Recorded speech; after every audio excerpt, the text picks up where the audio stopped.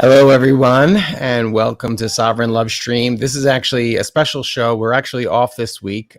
We've moved to a bi-weekly schedule, and I decided to do this kind of special, and it's probably just going to be a quick episode, not really a full hour, but there was a little bit of a controversy on my Facebook page this morning, and I wanted to do this, kind of video to talk about it. I think this is a conversation we need to have, and I had a lot of people that were very triggered by my post this morning, but none of them wanted to come on to discuss why. So I invited a few people, a few dissenting opinions, so that we could have a nice conversation about it. Nobody took my invitation. So if you want to join in the conversation, then please put a comment in and I can bring you on the air to discuss it.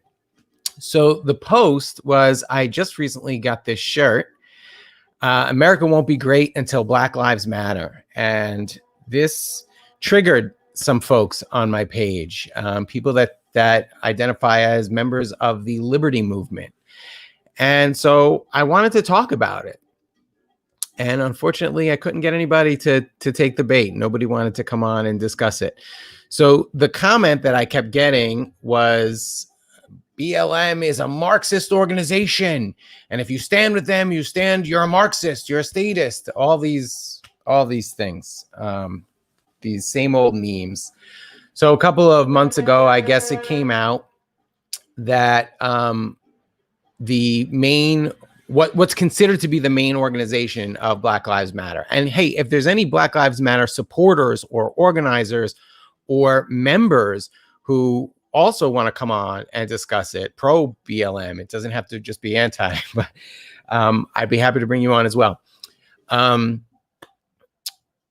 So a few months ago, I guess the blacklivesmatter.com is owned by an organization, and they put out a video talking about Marxism. So what the media did was put out this meme that BLM is a Marxist organization. So this really should be a really cut and dry and very simple concept for people to understand. Black Lives Matter is an idea. It's a hashtag. It's a concept, right? Black lives matter. Now, that's not to say that all lives don't matter. Black lives matter as a hashtag, as an idea, as a meme started because Black lives were not being treated, and still are not being treated, like they matter, specifically by law enforcement. It was a response to several killings, unjust killings by police of unarmed people of color. So that's how Black Lives Matter started, right? It started as a Twitter hashtag. And then, yes, organizations start to pop up, and every organization has its own view on things. And so the organization that was quick enough, smart enough, lucky enough to register the domain name blacklivesmatter.com happens to be pro-Marxism. That doesn't mean that the Black Lives Matter movement is a Marxist movement. There may be many Marxists who believe Black Lives Matter, and there may be many Marxists who are willing to get out on the street and protest in favor of Black Lives Matter. Logically speaking, though, I think we can see this pretty clearly. That does not mean that Black Lives Matter is a Marxist movement, and that if we support Black Lives Matter, we support Marxism. Okay, right? I mean, can we agree on this? I'd love to get some comments on this. Do we agree or do we disagree? And if we disagree, why? So when the Tea Party first started, if somebody who, I actually checked this, teaparty.com is owned by a band named Tea Party. So, but if the first chapter, if I had been the first one to register teaparty.com and I decided to make the theme of my Tea Party website, I don't know, anything, whatever it is, right? I decided to make it a 9/11 Truth website. Does that mean that I speak for the whole Tea Party movement and that the whole Tea Party movement supports 9/11 Truth? I can tell you I was involved in the Tea Party movement. Most, if not the majority of the Tea Party movement does not support 9/11 Truth. They do not believe that it was an inside job, but I'm digressing. The point is that just because somebody registered the domain name first, and just because many people in the Black Lives Movement might be Marxist does not make it a Marxist movement. Got comments coming in. Nothing. Amen. Thank you, Dawn. We got one agreement. Okay. So what are the objections? Well, the main objection is all lives matter. Some people are commenting that. Yeah, all lives matter. The Black Lives Matter movement believes all lives matter. Their lives, Black lives, are not really included in that all lives matter when we're talking about that, because Black lives are killed at a much higher rate by government and police. Law enforcement is levied against Black lives in Black neighborhoods and minority communities at a much higher rate than it is against whites. Yes, more whites are killed by cops because whites make up 70% of the population, but the ratio is far less. The ratio, I think, is like 51% of police killings are Black. They're only 13% of the population. Now, Jan Irving, who some of you may know, he fancies himself a logic guru. He teaches the trivium and the quadrivium, and he couldn't even stay on topic. So, I guess his logic skills aren't too great, but he came along and started citing all these statistics about Black on Black crime and Black on police crime and all this. And that's a totally separate discussion, and actually a great book if you're interested in that discussion, and if you're honestly interested in seeing the other perspective. The New Jim Crow is a great book, and I definitely highly recommend you checking it out, whether you're pro BLM or not. It's very informative, and it really speaks to how, while we may not have Jim Crow laws on the books anymore, in terms of there being laws specifically targeting Blacks, it talks about how the enforcement, the way laws are enforced, are still used. It's the new Jim Crow. It's a way to apply Jim Crow segregation tactics through how law enforcement is approached. So, like an example, I'm in New York City, and right now during the pandemic, they have made mandatory mask laws and social distancing, and but the police don't enforce that in white neighborhoods. But they do heavily police minority neighborhoods. So, for instance, in Brooklyn, where I live, Flatbush, Canarsie, and Bed-Stuy, which are largely minority communities, the police were beating people up for not wearing masks and not social distancing. Now, in other neighborhoods like Ditmas Park or Park Slope, where these are predominantly white, wealthy white neighborhoods, the police aren't beating people up. I mean, I don't know if there's enforcement at all. I don't know if a cop at Park Slope sees a white person walking past with no mask and says something. It hasn't happened to me. Maybe they do, but it doesn't escalate to violence. Why? Why is that? Waiting for some comments. I'd love to get somebody else. I want this to really be a discussion. So I wish that people would come in. Okay, so Angel says that Black people commit 50% of homicides as 15% of the population.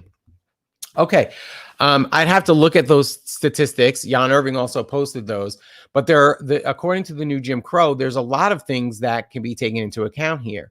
Poverty is one of them, and poverty is something that is absolutely engineered. But really, what the topic of the show is supposed to be about is whether or not BLM is a Marxist movement or not. So, and that's the conversation. We can go off on these tangents, and I'm happy to do that. But I would really like to address, if I'm a supporter of Black Lives Matter, so I'm wearing the shirt. This is the shirt that got everybody triggered this morning. If I'm a supporter of Black Lives Matter, does that make me a Marxist?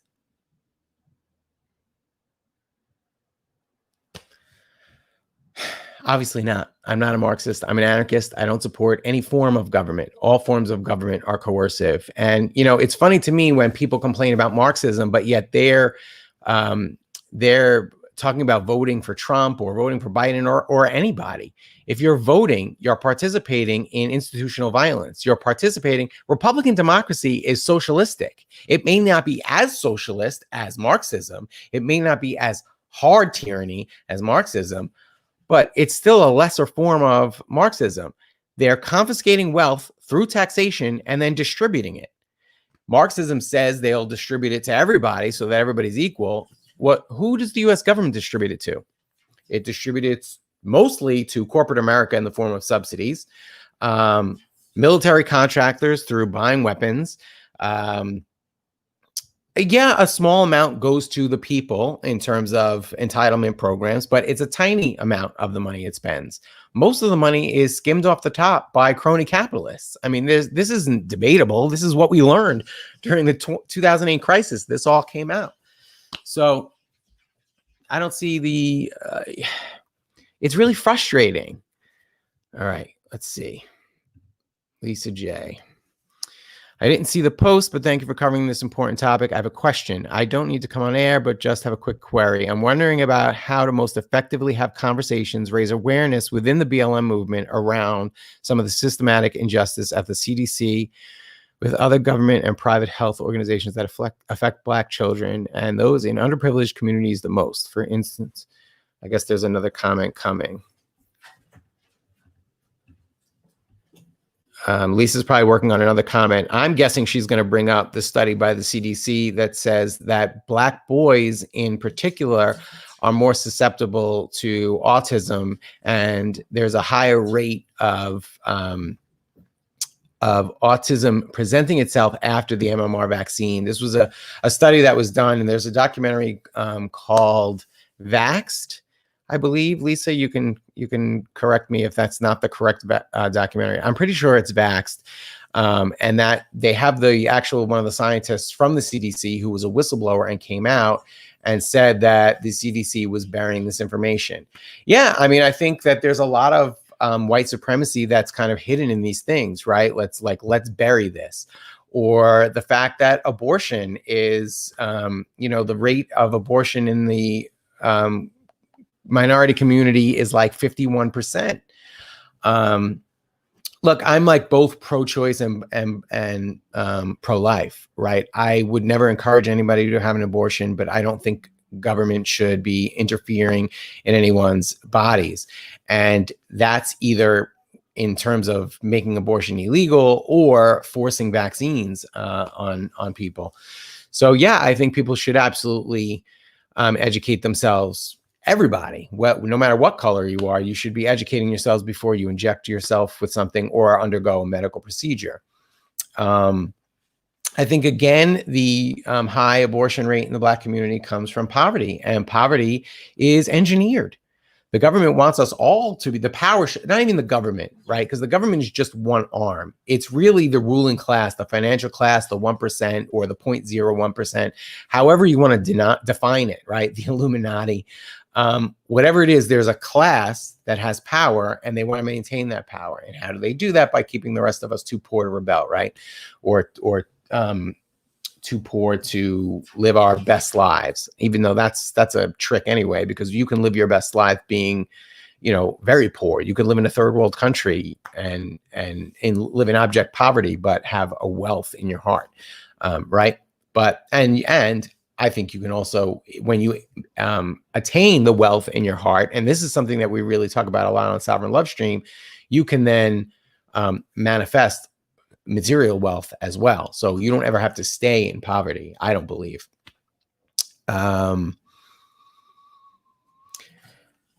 So Lisa's asking about how we can have these conversations. I think really the most important thing when having any conversation is empathy.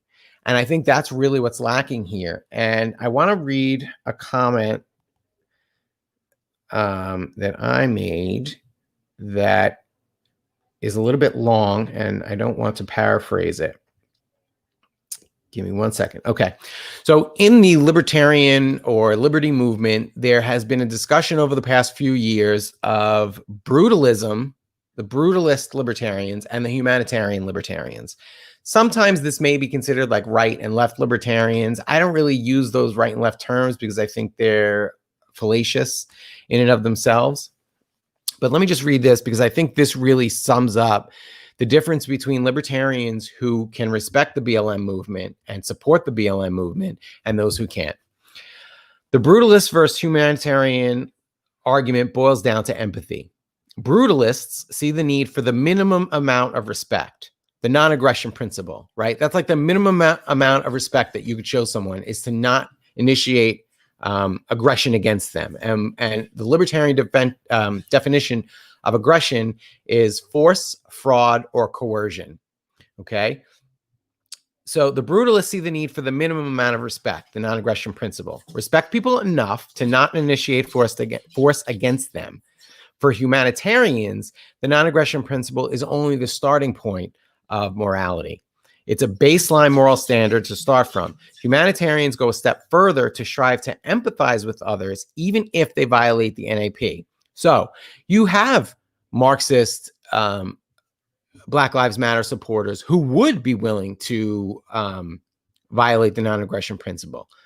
They would be willing to take your stuff because they believe that they need to redistribute it in a fair way, right?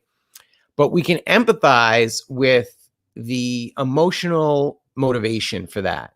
Ultimately, unless you're just a political hack using Marxism as an excuse, which I think most people in government are, true believers, communists, really believe communism is a way for the world to be more fair, right? We can empathize with that. We can say, yeah, I empathize with you wanting the world to be more fair, but instituting a violent government that steals from everyone and then distributes as it sees fit is not fair. It doesn't actually organizing the world that way is not going to successfully make the world a more fair and equitable place, at least from my perspective as an anarchist.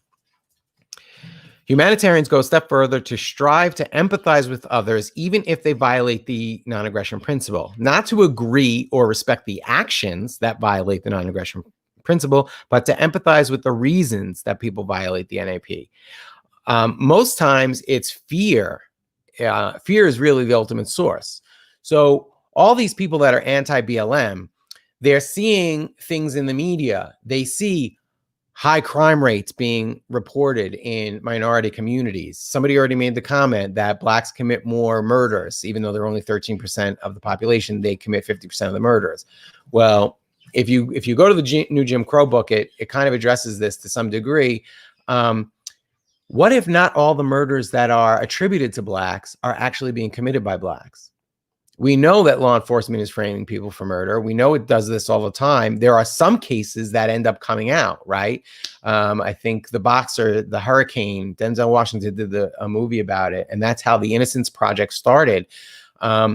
Many people of color are put away for crimes they didn't commit, and then 20 years later, they're released with barely an apology, sometimes a small monetary settlement, and their 20 years of their life was just robbed. And this comes from racist policing. Cops who might be racist will, they'd rather, sometimes it's just laziness, right? Sometimes it's not even just evil. Like, I'm going to frame somebody I know didn't do the crime, but sometimes it just comes from biases, where they just assume things and make connections where there really aren't any. And, juries believe cops. Juries believe cops, certainly over somebody who's being accused of a crime. And that's how we see so many of these people being put away for such crazy sentences, especially as compared to the white counterparts, right? Like a white kid doing crack and a Black kid doing crack is going to be a totally different sentence. And we've seen it time and time again, factually speaking, where white kids doing drugs are sent to rehab and Black kids doing drugs are, sent to jail. I keep digressing from the fear, right? That's what we're talking about. Fear of, so I can understand that people in the liberty movement fear. They believe the racist trope that Blacks commit more crimes, therefore they're criminals. They need to be dealt with. We need to be afraid of them. And so because of that fear, they cannot empathize with the fact that Blacks are treated like second-class citizens. In a way, they believe they deserve to be treated like second-class citizens because we don't know which ones are criminals. I mean, this is how deep the racist programming in our society goes, where you could subconsciously just assume that, yeah, they're Black, they probably did it, right? This is the way a lot of people think. And these are deeply internalized. And unless we're doing our shadow work is something that we talk about a lot on this show. digging deep and rooting out all of those collectivist beliefs, right? If you're a libertarian or an anarchist, you claim to be an individualist.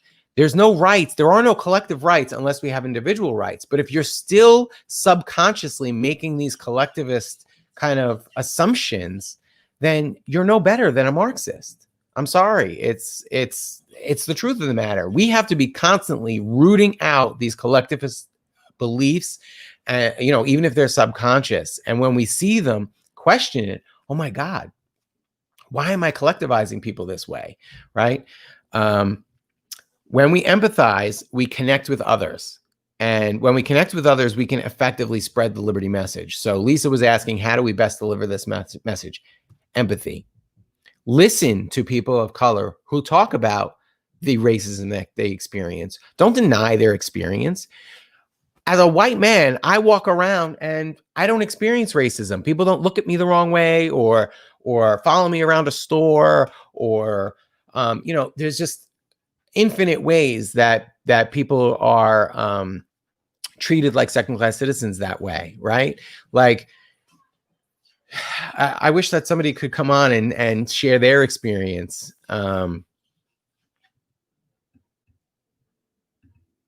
Thank you, Dawn. Yeah.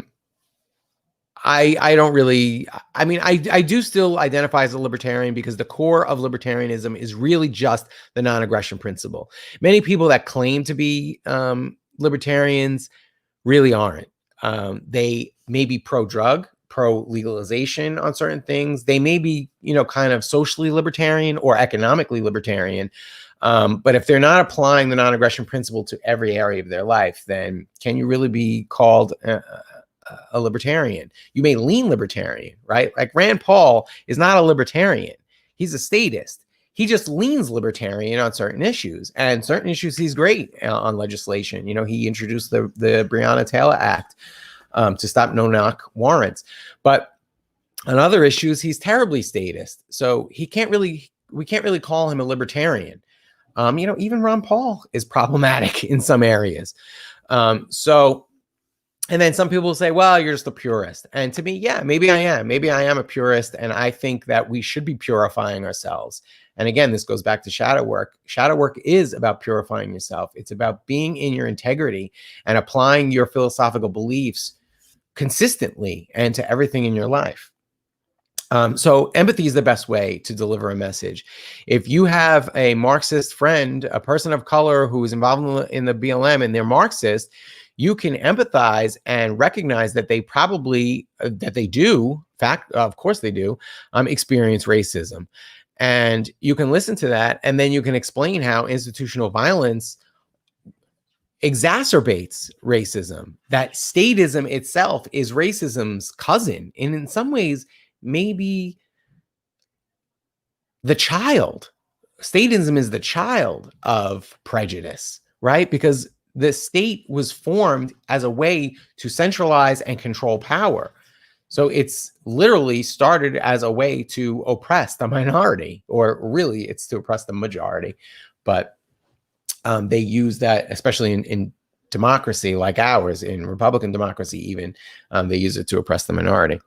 When you have 51% voting to force 49% to live according to their the way they believe that they should, right? I mean, that's oppression. So 51%, 70% of this country is white. People keep saying, well, change the laws. If the laws are racist or you don't like the laws, change the laws. How is 13% of the population going to vote to change the laws against 70%? It can't happen. It won't happen that way. And, I guess we'll see when minorities out reproduce whites, because especially the Latino community, the birth rates are far higher than the white community. At some point in this country, the Latino community is going to outnumber the white community. And I would say that's the fear that a lot of the Make America Great Again movement is really operating in. It's fear of becoming the minority, because why would you be concerned about becoming the minority if minorities are treated just fine in this country?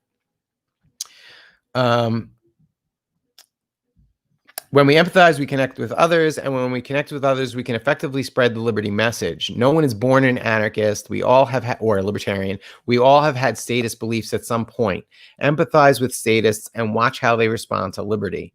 That is not to say that brutalists aren't true libertarians, but it's not about classifying yourself or identifying with a group. It's about creating a freer society. It's about being a human. And I think that's really the bottom line. As humans, we can empathize with the fears of other humans. Now, Angel is saying, BLM causes fear, not solutions. Psychologically, this causes Black people to be more paranoid when encountering a cop, resulting in them not following orders and escalating into a bigger issue, which is why since 2016, police brutality hasn't stopped there before being counterproductive. Okay, there's a lot to unpack here. First of all, this is a little bit of gaslighting. If your community was being brutalized by police, it's not paranoia to be concerned about that you might be brutalized if you're having an interaction with a cop. It's not paranoia at all. It's factual. Police brutalize people of color at a greater rate than white people, right? But BLM causes fear, not solutions. Okay, so I think I agree that BLM is people expressing their emotions, right? They're sick and tired of people of color being murdered for nothing, for a loose cigarette, if that was even the case. If Eric Garner actually sold loose cigarettes, they say he did. Maybe he did, maybe he didn't. Witnesses say he had no cigarettes on him at that point. At this point, we'd have to take the cop's word for it, right? So let's assume the cops are telling the truth and Eric Garner was selling loose cigarettes. So what? So what? That's free market capitalism. It's, if anything, it's tax evasion, and libertarians should be supporting tax evasion because why? Taxation is theft, right? So if taxation is theft, Eric Garner was doing nothing wrong. And it's very clear from that video. And you know what? As far as resisting, if you're a sovereign human being, you have the right to resist. You have the right to resist. I'm sorry, no other human, not if you're a sovereign being, every human is a sovereign being. Now, many of us don't operate in our sovereignty. And so therefore we make arguments like this. Well, if you just do what you're told, if you just obey orders, I would like to see the MAGA movement obey orders when they're being told to put on a mask, right? The MAGA movement is very anti-mask, and you know, I can respect that. There was a woman who was arrested at a football game, I believe, a sports game, a high school game, I believe, because she wasn't wearing a mask. Ironically, the cop wasn't wearing his mask either when he arrested her. But that's also a violation of sovereignty. So should she not have resisted? Are you a free person? Do you have the right to enforce your boundaries? Yes, you do have the right to enforce your boundaries. And to now gaslight people for standing up to tyrannical government, how does that make any sense? From the liberty movement, our whole movement is about resisting government tyranny. And I know there's factions that say, well, you have to change the laws first. But you know what? Statists also make up the majority of this country. So good luck voting yourself out of statism. It's not going to happen. You can't. It's like screwing for virginity. It doesn't work. It's an oxymoron. The Libertarian Party is an oxymoron. I mean, I get that they're using, if your goal is to use the Libertarian Party as an educational tool to kind of be a part of the political movement and then spread the ideas of liberty, that's fine. But there are people that really believe we can elect a libertarian president. That's never going to happen. The establishment would never allow that to happen. Look at what they've done to Bernie. They've stolen, the Democratic Convention has stolen the nomination for Bernie twice by changing the rules at the last minute. I mean, come on. Let's go back to the beginning. All right, Mike Storm.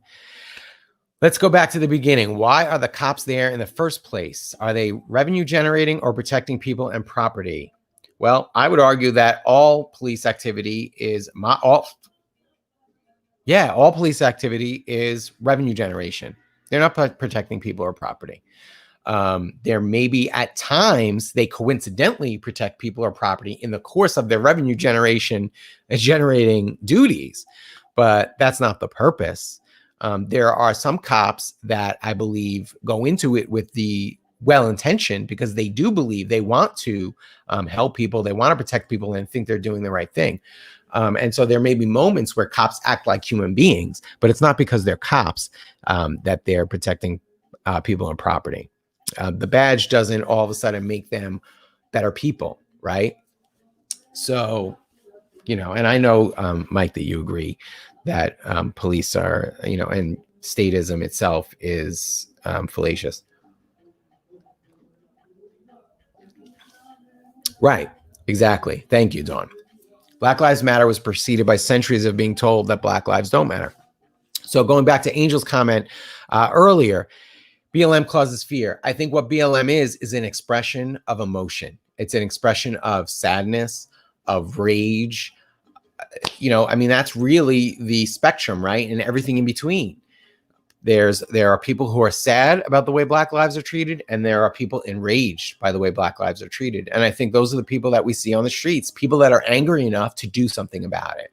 And there's also a range there, right? You've got a range between people who just hold signs, Black Lives Matter, and people that are willing to be more aggressive about it. And then even within that, I think there's a spectrum, right? Because there's certainly, I know I've been to enough protests where I see police dressed as protesters, throwing bricks through windows, starting fires, doing all that type of stuff. I assume that there may be people that are angry enough legitimately who aren't cops, who are just angry and out on the street and willing to throw a brick through a window or willing to start a fire. That probably happens. But the way the media reports it is as if, like this summer, we were told there were riots happening everywhere, that Portland was taken over. It was like 4 blocks. It wasn't all of Portland City. The riots were few and far between, but it's all the media focuses on. So the average person who is not aware or not really paying too much attention is just watching the news, and the news is telling them BLM is rioting here, BLM is starting fires there. But they do it really slick, right? The left media is really slick about it because they try to downplay it. They show all these scenes of violence and chaos, but then it's Orwellian doublespeak. They call it peaceful protest, which enrages people on the right. People on the right is like, that's not peaceful protest, rah! Bottom line is, can you empathize with someone who is treated like second class every day of their lives, being angry enough to start a fire?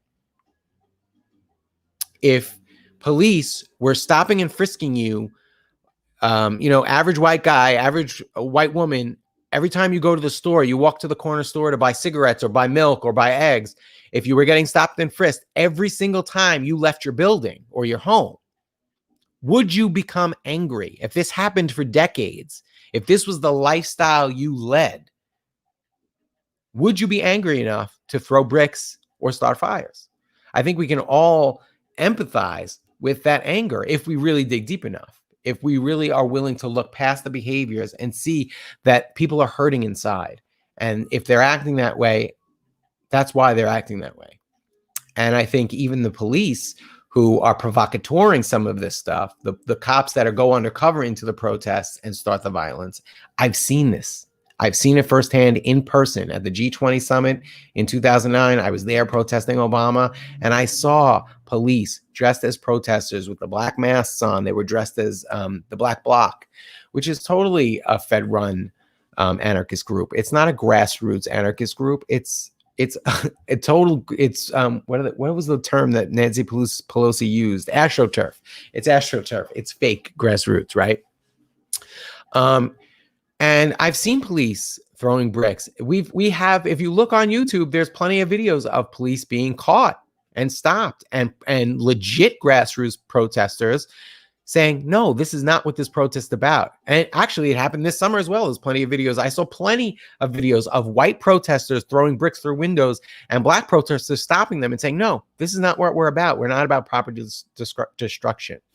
But ultimately, what we're doing in the liberty movement, if we say Black Lives Matter is a Marxist movement, we're collectivizing them. We claim to be against collectivism, but here we are collectivizing a whole movement of people that's made up of individuals, and every single individual that considers themselves part of the Black Lives Matter movement is an individual with different reasons, different motivations, different political ideologies, different solutions.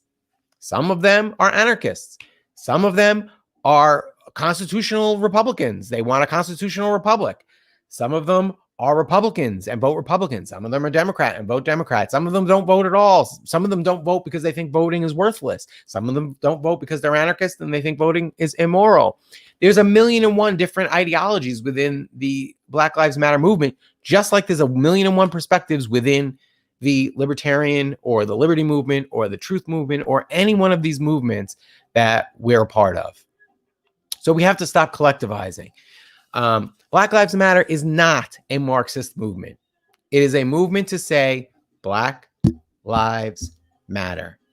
That's it. Yes, there are Marxists that are part of the movement. Okay, so what? So what? The solution that Black Lives Matter is trying to put across is empathize with us. Please see our pain. See the pain of people of color who are treated badly, not just by government, but by society in general, seen as less than. And really, and yeah, feminism is the same way.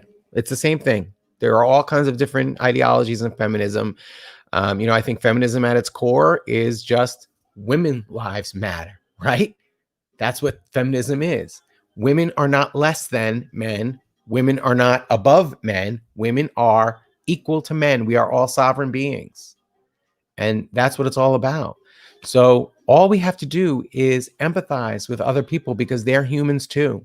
We're all children of God. We were all given the same spark of life. And that's where our natural rights come from, right? That's why they're called natural rights. They aren't bestowed upon us because we're citizens of a country, right? Because we're American citizens, we have rights, and Mexicans who cross the border illegally don't have rights. False. We're all created by God. We're all God's children. We all have that same spark of life. We all have sovereignty, and therefore we're all equal. And so it's our, I would say, human calling. If not, if you don't believe in God and you don't think it's your God-given calling to empathize with others, I mean, if you're a Christian, and which a lot of the MAGA movement and the liberty movement are Christians, Jesus said it. Love others like you love yourself. And even people who are your enemies, pray for your enemies and love them like yourself. Goes for everybody. So that means loving Marxists. It doesn't mean throwing them out of helicopters, right? It doesn't mean calling them non-player characters. All these means. That's not what loving others as you love yourself means. And I feel like I'm just ranting, but I feel like this is a message we have to continue to talk about. And you know what? I'm going to say this too. And we were gonna do another episode about on Sovereign Lovestream about healing your inner Trump. So I'm going to say this to the Black Lives Matter movement. Donald Trump is toxic AF.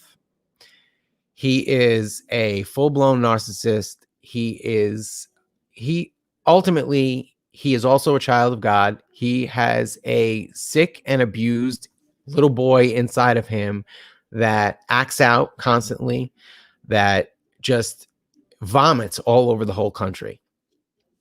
I'm not denying this. But what's happening now is we've got half the country willing to turn a blind eye to every bad thing he does and praise him anyway and support him anyway, and the other half of the country that hates him and wants to take him down. And I think what we need to do is not tolerate his bad behavior. We still have boundaries. We're not going to accept bad behavior from anyone, not from a president or not from my neighbor. I'm going to enforce my boundaries. But at the same time, be compassionate and understand that he was abused.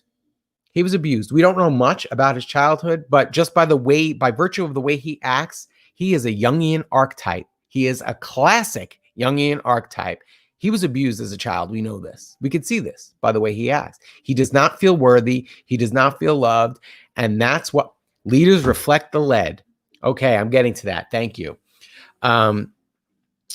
He was abused as a child, and he doesn't believe he's worthy of love. And that's why he acts the way he does. He is so over the top because ultimately he's trying to convince himself he's worthy. But he just is doing it in a really toxic way.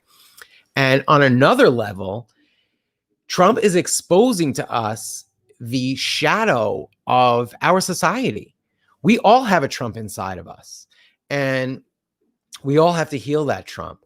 So we all have a wounded inner child that acts the way Trump does. Maybe not to that degree, right? Some of us to lesser degrees, some of us to more. I've certainly acted like Trump. I'm sure many of you in the liberty movement can call out times that I've acted like a Trump, like a narcissist, like an egomaniac. I'm willing to confess it. I know it's something that I'm working on, that I've had to integrate. And it was because I didn't feel worthy.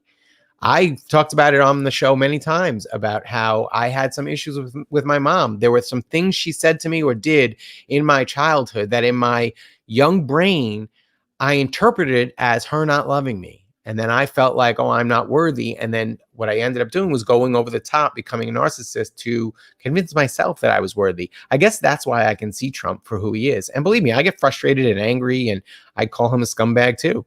But I think what would happen if the half of the country that hates Trump decided to have compassion and pray for him and pray that he was healed so he stopped being such a narcissist? I think, Kanye has a reputation for being a narcissist as well. And I see Kanye really progressing too and healing his narcissism. And it's messy and it's ugly and it's not perfect. And he says things sometimes in the media that cause a lot of outrage. And I think a lot of it's taken out of context. But I also think, look, the healing process is messy. And when we're going through it, and Kanye, he made his healing process very public. And maybe that was a mistake for him to do that, because I think all the criticism is very discouraging. But anyway, I'm kind of digressing again. Leaders reflect the lead, right? So Trump is there. Trump didn't invent racism. Trump didn't invent narcissism. Trump didn't invent government overreach, misogyny. Trump didn't invent any of these things. He got to the office he's in because these things exist in our society. And honestly, I'm grateful to Trump for bringing all this out, because now we know who needs to be healed and who doesn't. Well, I mean, we all need to be healed. It's not that, but just on that issue, right? On the issue of racism or misogyny, we know who are willing to just openly express that racism and that misogyny. And so for me, I look at it and I know I'm guilty of judging people in the past, but how I'm trying to integrate that now is when I see evidence of that, I pray for that person. And not in a condescending way, in a way that I know that I too was hurt and I didn't feel loved and I didn't feel worthy of love. And so I was a narcissist because of that. And so now I can look at other people who are exhibiting those same things. And, Trump is just an archetypal symbol of that. And he's a reflection of that. And we will continue to have Trump-like leaders until we integrate that shadow within ourselves. Each one of us has to do it personally in our own lives, for then it to reflect in our government. And it's never going to happen. Look, Biden is a Democratic version of Trump. He's the same. He's just as toxic as Trump is. Anybody who's willing to see it, the Biden supporters that defend him, I mean, I can see saying, Trump is just too evil. I can't vote for him. I want to vote for Biden instead. But to pretend that Biden is better than Trump, Biden is just maybe not as obnoxious, not quite as obnoxious as Trump. But he's just as racist. He has a racist history of being pro-segregation. I mean, this is to pretend that the country will get better under Biden is laughable. It's literally laughable. And until we do our shadow work, it's not going to change. It's not going to change the system, no matter what puppet you put in there. Look, ultimately, Obama served white supremacy too. He had 70% of the country being white that he had to basically obey. Yeah, he tries to push the envelope forward a little bit, but ultimately, he served white supremacy. And, there is a true progressive movement that recognizes that, and that recognizes that Biden is no answer either. It's a system that itself, democracy is a dominator system. It's a dominator paradigm. 51% dominates 49%. 49%. It's not it's not cooperative. That's the way they like to sell it to us, that, if everybody votes, and that's baloney. It's domination. And what we're really doing is teaching our children voting. You got to get out and vote. You got to get out and vote, and civic engagement, community engagement. I absolutely agree. We need to be building community because that's where the real healing is in community. Civic engagement is like a superficial facade. Civic engagement is a superficial facade of community. And I think many people who are engaged in politics really, their heart is in community development. And in politics, they call it community organizing. But I think really where they want to be is in developing community. And they kind of have been told by the education system and everything else that civic engagement is really where you make change because the laws are just the opinions of politicians, right? It's not the laws that matter. It's the morals of the people. It's what people feel in their hearts. That's important because that's really what makes up society. Does it matter what the laws are if everybody respects other people's boundaries? If everybody respected the non-aggression principle, it wouldn't matter what the laws are. People don't not murder because it's illegal. People are either willing to commit murder in their hearts or they aren't. Whew. I really am ranting because I'm exhausted now, right? So I guess unless there's any other questions or any other comments, I think I'm probably gonna end it here. I've been ranting now for 45 minutes. I think just to wrap up is to say that to call Black Lives Matter a Marxist movement is collectivism. So if you claim to be an individualist, then you need to stop collectivizing movements.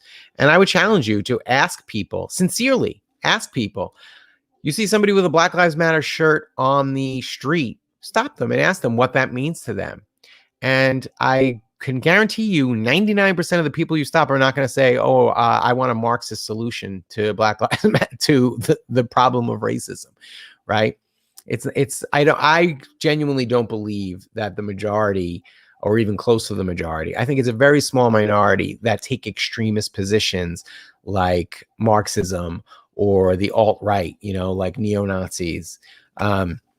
It's a very tiny minority. They're just a really loud minority, right? They make a lot of noise because they're very passionate, very committed to their ideology, and they want to make it seem like more people are committed to that ideology. It's like people who say Nancy Pelosi is a Marxist or Obama was a Marxist. No, none of them were Marxists. They may have used some Marxist sounding or socialist sounding rhetoric to appeal to the left, to appeal to people, to get them to vote. They're all crony capitalists, every single one of them. Obama was a hardcore crony capitalist. And in my opinion, crony capitalism really is just a nice way of saying corporate fascist.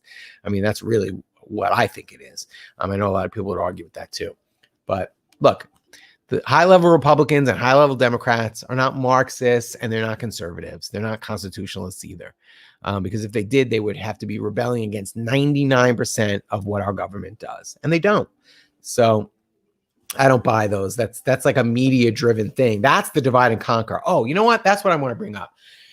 Somebody said that BLM is a divide and conquer tactic. And so my comment back was, okay, you want to avoid divide and conquer? Then stand with our Black brothers. Stand with people of color in the truth that Black lives matter. Not to say that all lives don't matter, but just to say Black lives matter. If you want to add the also, because that makes you feel better, fine. Black lives matter also.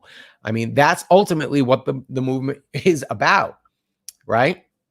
So you don't want to be divided? Then don't be divided.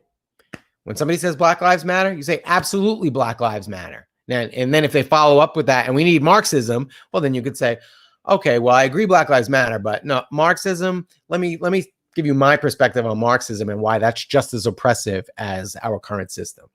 And then you can go from there. People don't care what you know until they know that you care. So until you empathize with people and say, yeah, I recognize that there is racism in this country and people of color suffer. And I'm sorry, I don't want you to have that experience.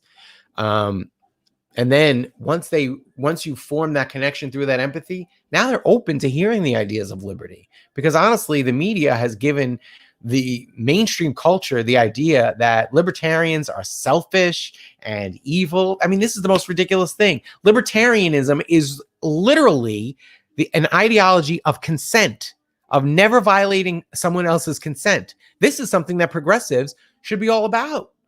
The consent movement of Me Too and all of these things. This is a very progressive idea. Libertarianism is true progressivism. And we're not communicating the message correctly because they're able to twist it. And with Orwellian doublespeak, they turn it back on itself, and they've created, and honestly, Ayn Rand wasn't a great example of a libertarian either. She did not live her ideology. She did not apply her ideology to every area of her life consistently either. And so, these people that claim to be libertarians, Rand Paul and Ayn Rand and Glenn Beck even, these are not really libertarians.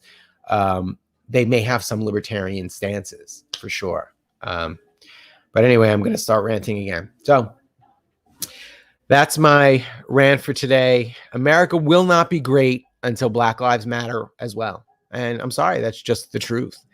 So if that triggers you, feel free to leave a comment. If you're watching this when it's, in replay, feel free to leave a comment and we can have the discussion. I appreciate everybody tuning in to my little rant today. And I hope somebody's mind was changed about BLM being a Marxist movement. I hope you can see that just because some one organization out of thousands of organizations that agree with the Black Lives Matter movement, a few of them happen to be, have Marxist goals. That doesn't mean the whole movement is a Marxist movement. Thank you for listening. I appreciate it. Leave a comment, like, subscribe, whatever, do all that stuff, or don't. I love you and have a good Sunday.